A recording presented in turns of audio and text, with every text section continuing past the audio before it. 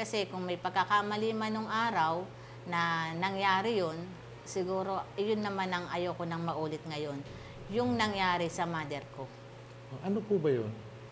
Yan yung nagkaroon ng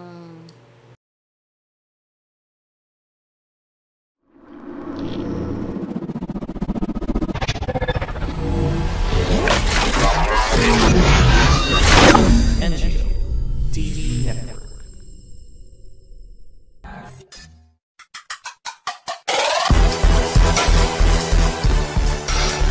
CC Baby Vlogs.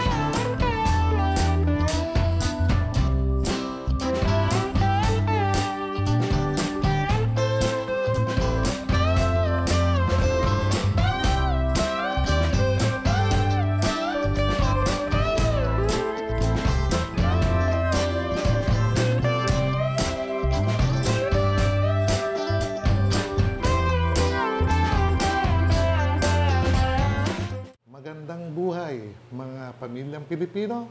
Ngayon po sa araw na to ay mapalad po tayo at makakapanayin po natin ang presidente o tagapangulo ng Anti-Narcotics International Club. Walang iba kundi ang ating Ate Olga. Ate Olga, kumusta po kayo? magandang araw po, Kuya. Ate Olga, una sa lahat, tatanungin, sino ba si Ate Olga? Si Ate Olga po ay isa sa presidente ng NGO tulad ng NARIAG or Anti-Narcotics International Assistance Group. At si Ate Olga din po ang nag-iisang aling maliit kung tawagin nila sa grupo. Yan. Member po kami sa PICAG. So katatapos lang po namin magkaroon ng MOA o Memorandum of Understanding sa Police Community Affairs and Development Group sa Kamkrame at nagkaroon din po kami ng MOU sa Memorandum of Agreement dito sa PNPDEG, Philippine Drug Enforcement Group. Ang birthday ko po ay September 5, 1976. So, batang-bata pa pala kayo, no? Ilang taon na ba ang NARIAG? Ang sama na NARIAG? Ang NARIAG ay nasa 32 years na po ang NARIAG. Since 1992 siya nag-start. So, sa pamumuno ito ni Madam Lydia Alvarez, siya po ang aking mother na since nung hinawakan niya po ang NARIAG, hanggang 2016 ay nawala po siya at namayapa. So, pinagpatuloy ko po yung magandang layunin ni Madam Lydia Alvarez. So, ngayon, simula noong 2016 up to now, ako na po ang humahawak ng NARIAG. Ang advocacy po ng NARIAG natin ay simple lang naman po. Opo. Ang pinaka-mission ang po natin ay tumulong sa pag-unlad sa ekonomiya ng bansa, mapalaganap ang kaalaman tungkol sa masamang epekto ng paggamit ng illegal na droga at magbigay at tumulong sa mga mahihirap na individual na pamilya. Opo. At ito po itaguyod natin ang diwan ng voluntarismo at makilahok sa mga individual na miyembro upang sila ay maging aktibo, magtiwala sa sariling kakayanan, at maging responsable at masunurin sa batas. nakakapagbigay tulong po tayo lalo na sa pagdating sa mga relief goods. Kadalasan po niyan ang lumalapit sa atin yung mga talagang nangangailangan. May lugar talaga na masasabi natin na ultimong tsinelas hindi nila kayang bilhan yung mga bata. So nagbibigay po tayo ng mga libreng tsinelas sa kanila. Opo. Nagbibigay po tayo ng mga relief goods tulad ng mga sardinas o yung mga kailangan nila na pangunahing bigas. Yan, ang binibigay po natin sa kanila. At nagbibigay din po tayo ng edukasyon para sa mga kabataan para makaiwas din sila sa masasamang epekto nila, ng masamang epekto ng droga. Sa ngayon po, hindi kaya kasi ng budget ng grupo ng NARIAG ang magbigay ng, kumbaga, scholar sa mga bata. Kasi wala naman po ang NARIAG na katulad ng halimbawa po ng mga sponsor o may nag-i-sponsor sa amin. Wala pong nag-i-sponsor sa NARIAG, kundi sarili pong bulsa ng mga miyembro nang gagaling ang mga pinantutulong namin.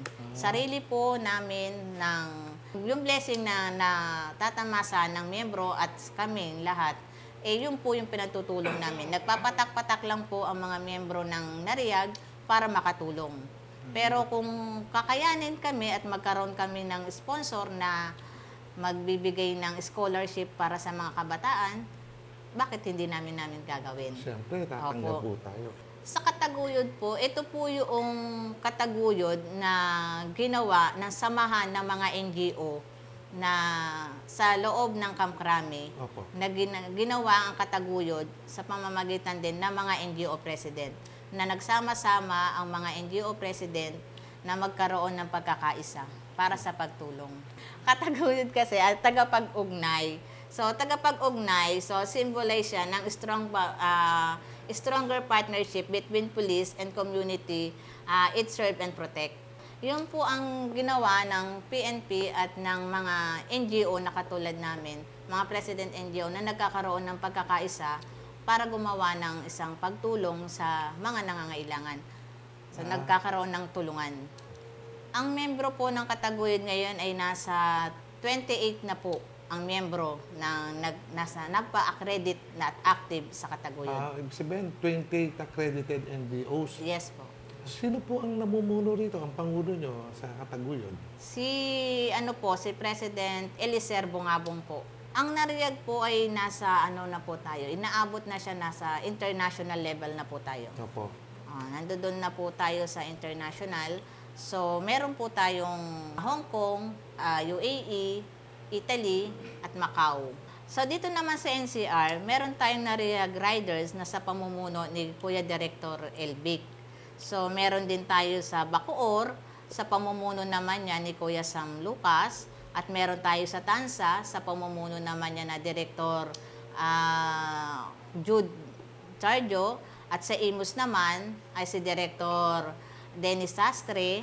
Dito naman po sa Dasma ay si Ate Directress Matilde Lacson. So, meron din po tayo sa Cainta, si Kuya Jopred, sa Rizal West, si Kuya Mel Arco, sa Taytay naman, si Kuya Jun Felix, Batangas, si Kuya Leo Enorme, sa Mabalacat, si Kuya Ron Willard. So, sa Angeles naman, si Director Noli Pasco, Nueva Ecija, Santo Domingo, ay si Kuya Alex Oribio, Nueva Ecija, San Jose, Muñoz, Caranlan, andyan naman po si Director Kuya Henry Camus. At Nueva Vizcaya, nandyan naman si Ate Amelia.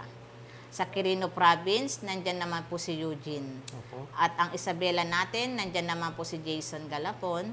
At ang Caloocan natin, nandyan naman po si Director Evaristo. Sa Malabon naman, ay nandyan naman po sila Kuya Rizalde Roque. At sa Bagwis, nandyan naman po si John Panganiban. At meron pa pong mga ibang chapter na katulad ng Taguig, nandyan naman si Fernando Tabia. At sa Muntinlupa, si Pe Monteberhen, siya po ang director ng Muntinlupa natin ngayon. At dito naman po sa lugar naman po ng Nabotas, si Director Alexander Bohol ang pinaka-leader po dyan. Kapag po may activity po ang bawat chapter namin, Nagsasabi lang po ako sa sa mga leader at sila na po ang nagpapakalat sa mga miyembro nila.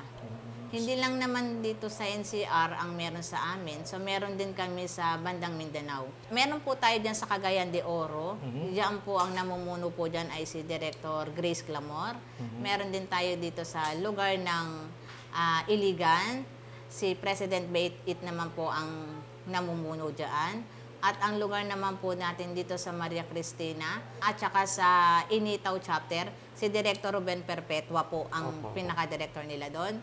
And then dito naman po sa Initaw, kasampang Initaw, ang Mantikaw naman po ay si Director Kuya Generito Orong ang namumuno po doon. So yun po, at meron din po kami sa Bukidnon, si Director Marcos, Kuya Neil Marcos naman ang namumuno sa kanila. So yun pong lahat na yun, mga active member. Meron kami sa Giwan Samar. Sa Samar po. Opo, meron po kami doon. Bali, ang mga active member po natin ngayon, inaabot ngayon tayo na nasa 3,000 na talagang active ha. Active. Pero active yung po. card-bearing members po? Nasa 9,000 na po talaga 9,000 plus na talaga ang member natin, kabuuan bilang. Yun ay nung pang nag-umpisa ang Nariag, pinagpatuloy ko lang yung count na yun. So, syempre, marami na rin ang namayapan, nagpahinga, So, hindi na natin mayanon. Pero yung ma-active na member, talagang masasabi natin na meron na talagang. Ang international po namin, ang namumuno po dito nauna sa Italy chapter, nandiyan po si Director Jun Diaz. Sa Macau naman, nandiyan po si Director Ariel Castillon. At dito naman po sa Hong Kong ay si Ranch. So, si Ranch po ang humahawak ngayon sa Hong Kong chapter natin at saka si Deputy Brian. So, silang dalawa po ang nagtutulungan sa sa lugar ng Hong Kong. And then, meron din po tayo sa lugar ng UAE, yan po si Director La Chica. At si Ate Lea Gomez naman, ang katuang niya sa pagtulong ngayon sa UAE. Ang sa seafarer po natin, ang pinaka-director po dyan ay si Kuya Leo Esquadra at si Kuya Bong Kalimutan, si Kuya Ruel Kalimutan, kung tawagin kasi nila is Kuya Bong. So, meron dyan din po ang isa sa pinaka-director natin na si Kuya Melchor Morla. So, siya po ang ang mga director natin. And then